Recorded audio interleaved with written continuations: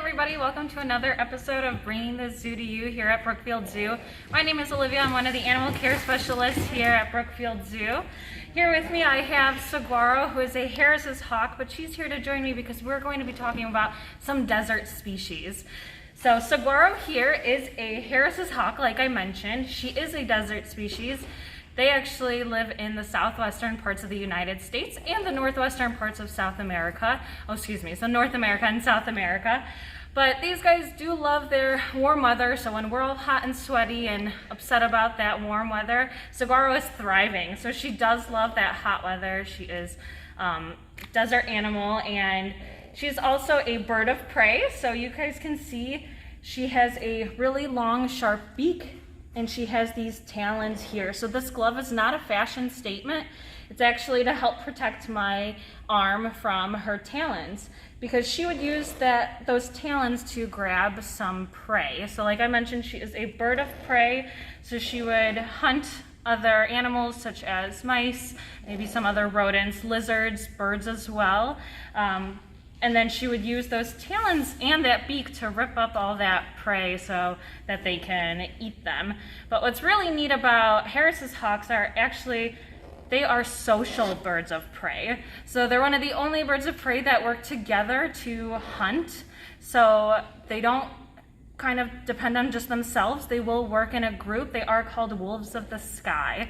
So they will work together in groups from 3 to 7, and they will try and hunt down anything that they can. An interesting thing about these guys is that what they'll do is they'll do a thing called backstacking. So they will all perch, or one of them, actually the one on the bottom of the totem pole, would be on the cactus, perched up on the cactus, and then another one would be perched on top of their back. So it would continue until the one that's the most dominant would be at the top, and typically it is a female, because the females are alphas in those hunting packs.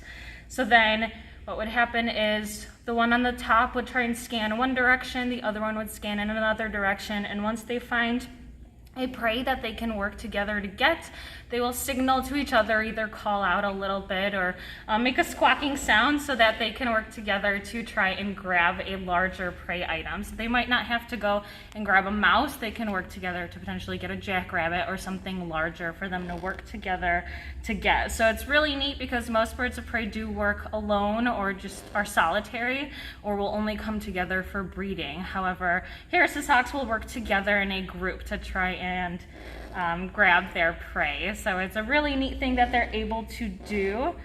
But yeah, these guys are super neat, and I do want to mention that Saguaro is with us because she was imprinted on humans. So she was hatched at another facility, but because she was around people for so long, she's non-releasable. So she actually was at our 7 Seas flight show, and we used to have that. So some of the birds of prey were flying there. So she has been with us for a long time, but because she retired a little bit ago, she ended up being one of our ambassador animals. So she is actually 24. She had her golden birthday June 24th. So she is quite an old lady, but because she retired there, she has been with us ever since, and now she comes out for programs such as these chats, and she goes throughout the park and around other areas as well to represent her species and just allow me to talk a little bit more about them. But in the wilds, they probably wouldn't live more than about 15 or 20 years.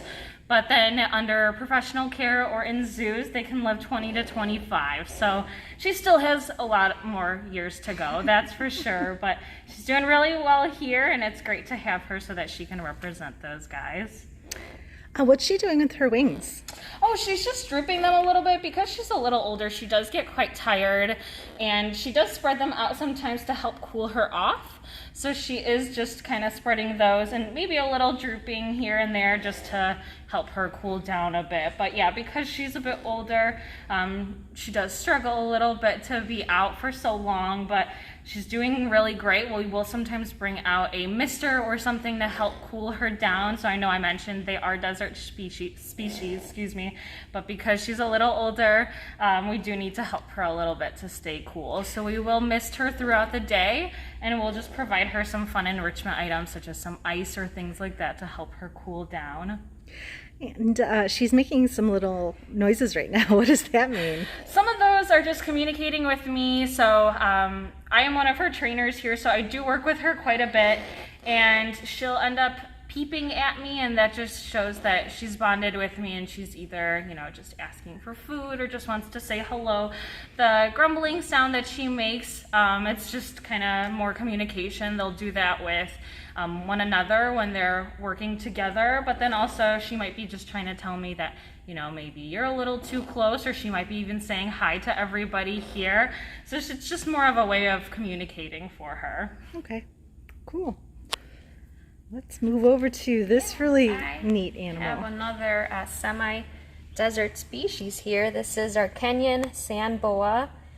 His name is Lasagna, and he's also known as an Egyptian sand boa or an East African sand boa. And these guys like to live in the semi-desert areas of like Kenya. You'll find them in Egypt, Somalia, and Ethiopia, as well as a few other eastern countries in Africa.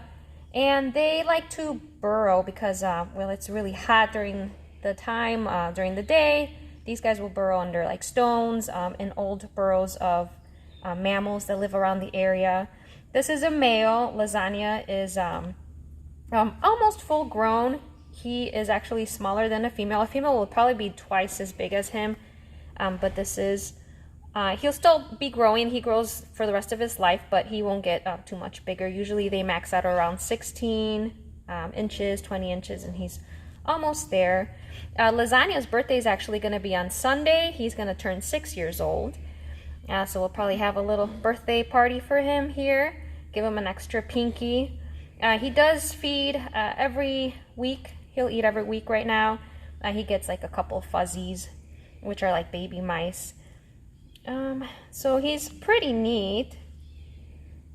And you can see he's kind of moving around a lot. He prefers to be burrowed under the sand, given the name sand boa.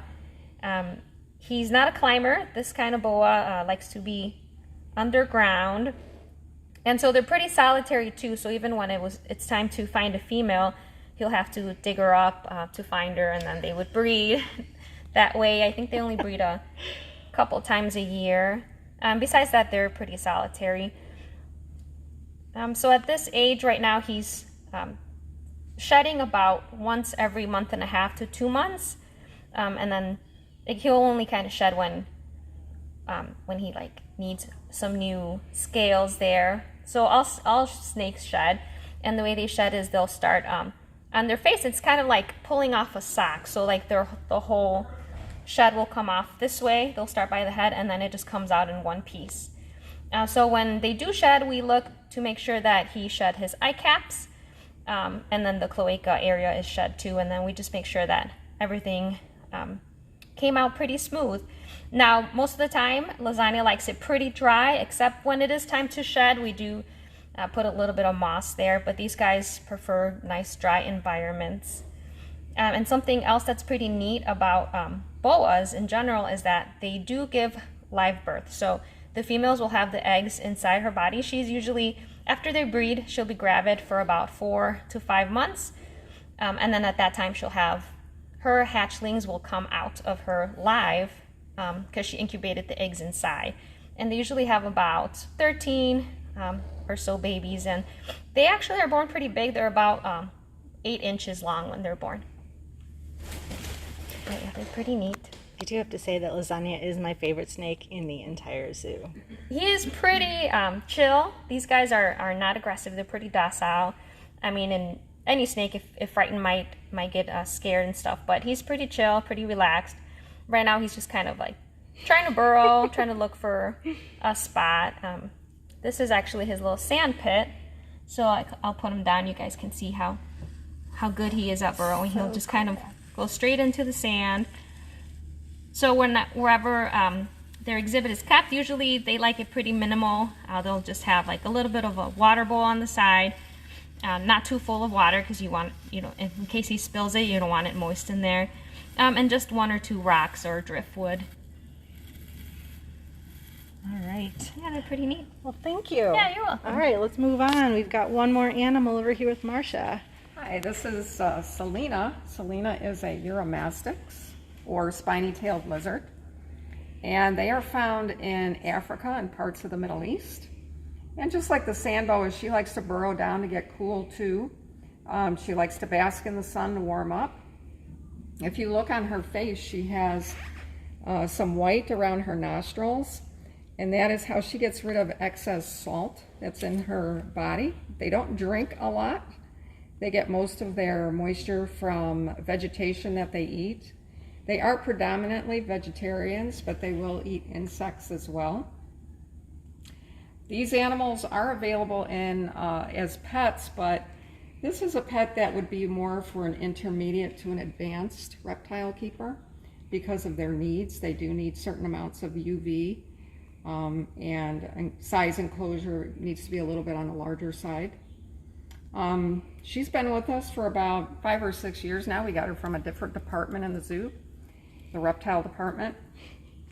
And you can see she is pretty active. Now her tail, you can see on her tail, she has these spines, or spiny-tailed lizard is how she gets her name, and that is how she startles anything that may approach her.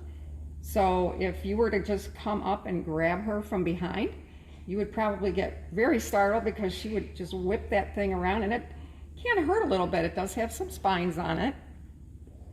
As you can see, she is in a partial shed. She has this part here that she has not shed off, and unlike the sand boa, she sheds in pieces. She also has some very sharp nails for digging and burrowing down into the ground. But she's a pretty good animal to have around. She's very friendly. She's a little bit active right now. We haven't done a whole lot of handling with her as we normally do when we are open. She lives at the Hamill Family Play Zoo, and that building is closed right now. With that tail, she looks like a little baby dinosaur. Yes, and it's her very face cool. as well. Yeah. How big can they get?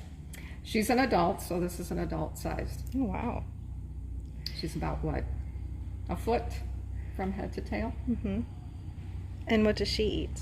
She eats predominantly a pan diet, which is made up of mostly greens and a little bit of vegetable matter, but we do give her some insects as well, which she enjoys very much. Do you ever have to clip those claws? Yes, sometimes I do. When they do get really pointy, yes, I'll just take the tips off. Mm-hmm. Just because when we handle her, in the wild, she would wear those down naturally, so. Mm-hmm. All right.